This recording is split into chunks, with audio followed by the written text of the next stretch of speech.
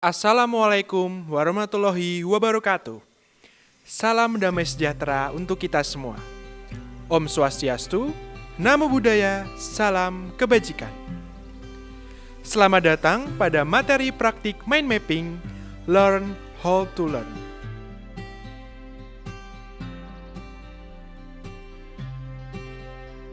Setelah mempelajari materi ini, diharapkan mahasiswa memahami konsep mind map dan radiant thinking.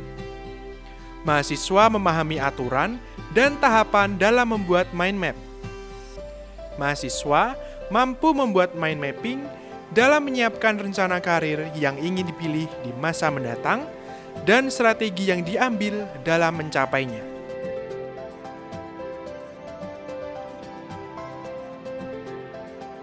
Apa yang saudara ketahui tentang mind mapping? Mind mapping adalah sebuah cara mencatat dengan memanfaatkan bagaimana otak bekerja. Otak bekerja dengan gambar dan asosiasi, dan cara mencatat mind mapping juga mengandalkan gambar dan asosiasi tersebut.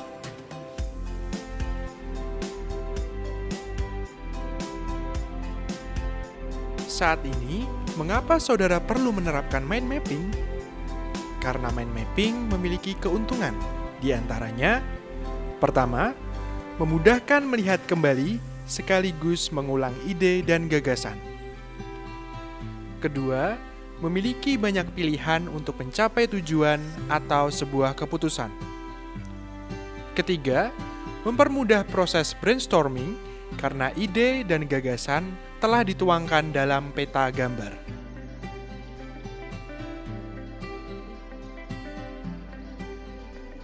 Keuntungan berikutnya, mind mapping mampu melihat gambaran besar dari suatu gagasan. Mind mapping mampu menyederhanakan struktur ide dan gagasan rumit menjadi lebih mudah dipahami, serta mengasah kemampuan kerja otak karena mind mapping penuh unsur kreativitas. Keuntungan mind mapping lain adalah mampu menyeleksi informasi berdasarkan urgensi atau kepentingan dan tujuan, mengembangkan dan menganalisis sebuah ide, serta mempercepat pemahaman. Coba saudara perhatikan gambar berikut. Manusia pada umumnya memiliki alat berpikir memancar atau radian dan searah atau linear. Dalam penyusunan mind mapping, saudara membutuhkan cara berpikir yang radian.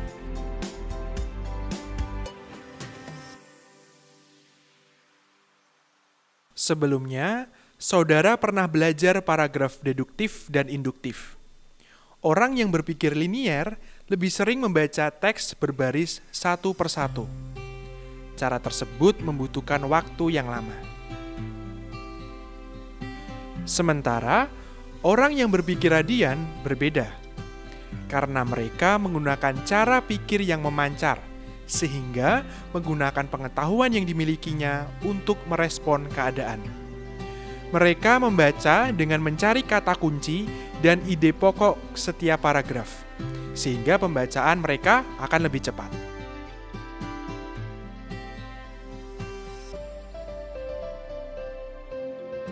Mind mapping mudah untuk digunakan, karena sesuai dengan mekanisme alami kerja otak, seperti cara kerja jaringan.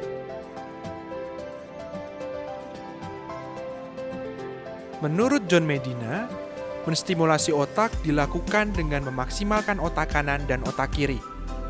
Jika otak digunakan secara maksimal untuk bekerja, maka daya pemahaman kita menjadi lebih baik.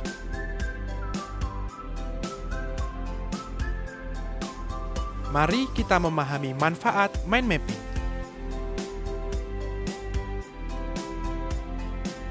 Mind mapping membuat proses berpikir menjadi terlihat.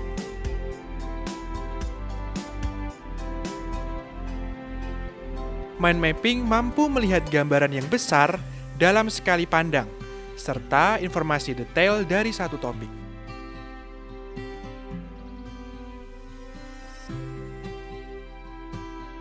Mind mapping memudahkan kita untuk mengelola informasi secara efektif dan sistematik, Misalnya saja ketika mengurai suatu masalah dan mencari solusi. Secara umum, pola berpikir linear memikirkan gagasan berurutan dan harus bertahap. Sedangkan orang radian berpikir simultan. Dalam membuat mind mapping, orang yang berpikir linear cenderung membuat bagan yang mengalir dan berurutan. Sementara, berpikir radian lebih fokus pada mind mapping yang sifatnya simultan.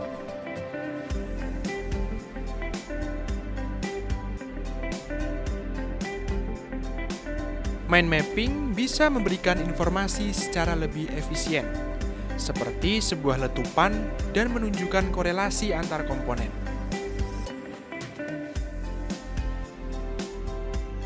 Lalu, bagaimana merancang mind mapping? Mind mapping dapat dibuat dengan menentukan intinya terlebih dahulu. Inti setidaknya mewakili seluruh informasi.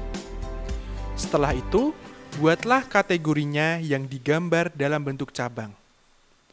Kemudian dari masing-masing cabang tersebut, saudara mulai detailkan elemen-elemen terkait. Gunakan warna yang berbeda untuk mendiferensiasi masing-masing kategori. Usahakan buatlah mind mapping secara detail agar mempermudah saudara ketika melihat alur berpikir, terutama informasi per masing-masing kategori.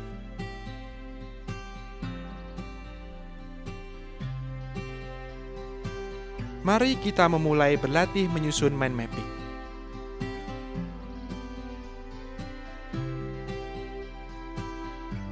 Dari linear note ke mind mapping. Misalnya saja kata zat, yang kemudian saudara bisa mendiferensiasinya berdasarkan wujud zat, yaitu padat, cair, dan gas. Zat padat ialah besi, batu. Kemudian zat cair seperti air dan kecap. Dan zat berwujud gas, contohnya oksigen dan hidrogen. Lihat beberapa kata kuncinya, yaitu zat, kemudian zat padat, zat cair, dan oksigen.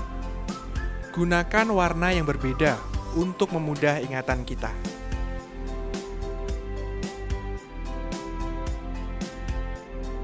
Kemudian mulailah dengan menuliskan zat sebagai ide atau tema utama.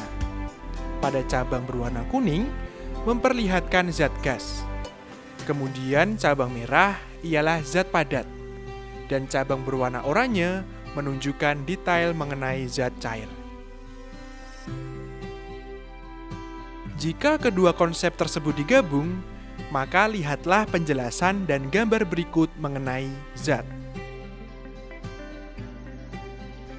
Dengan adanya mind mapping, saudara dapat mengaplikasikannya pada beberapa hal berikut, seperti memecahkan masalah, mengusulkan pendapat, mengelola proyek, presentasi atau pidato, meringkas atau membuat catatan, persiapan rapat, sebagai manajemen tools, perencanaan, dan koordinasi sekaligus pengendalian pekerjaan. Untuk membuat mind mapping lebih menyenangkan, saudara bisa memanfaatkan aplikasi atau perangkat teknologi informasi serta menggunakan alat tulis berwarna agar visual dapat lebih nyaman dilihat. Dengan begitu, mind mapping akan lebih menarik untuk saudara pelajari dan praktikkan.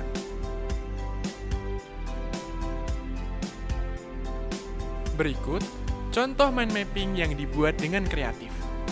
Menarik bukan?